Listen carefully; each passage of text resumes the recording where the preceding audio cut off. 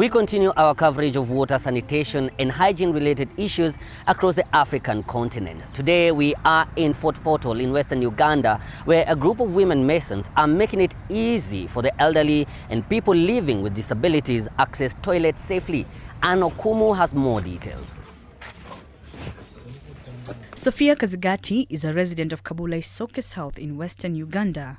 In this community, many households do not have toilets. The available ones are far from the homes, making it difficult and risky, especially for the elderly and persons with disability to access.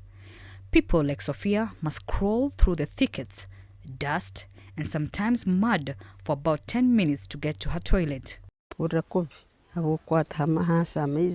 I feel bad having to crawl to get to the toilet. I fear falling into the toilet because the logs are weak and rotten.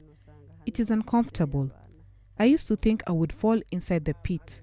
The most annoying thing is I would lose my appetite after leaving the toilet because of touching the dirty toilet floor and urine while crawling. According to the government, only 21% of the residents in Fort Portal have permanent toilet structures. For many of them, construction materials are unaffordable.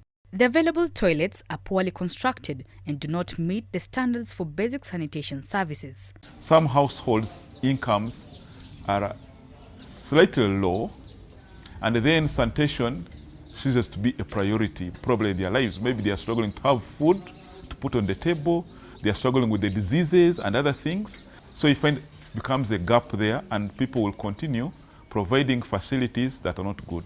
This is an example of a toilet that residents around here use. It's just a pit and logs on top of it for people to step on. As you can see, there's no structure around it for even a little bit of privacy. For residents who live here, they're among the lucky ones to own such a structure for a toilet. The rest, it's open defecation for them. They have to use the bush. But these women are providing a solution to the poor sanitation situation in Kabula Isoke South. They move from one homestead to another, constructing durable and affordable toilets with amenities that cater for the underserved members of this community. The women work in close partnership with AMREF through the Finish Mondial project, which also provides loans to community members to buy construction materials. It's not only about constructing a nice toilet for our home. We make sure the family understands the importance of keeping the toilet clean, keeping the toilet safe. So if you have someone vulnerable, at least everyone should be conscious about that, making sure it's clean, because there's someone who has to use her hands to hold down. So far, they have constructed over 21,000 toilets in Western Uganda. Whatever I was going through was hard because I had scratches all over my body, and the thought of what I was going through was horrible. Now the path and the toilet are very nice, clean and dry. I am healthy. It's easy for me to access and use, which makes me happy. Despite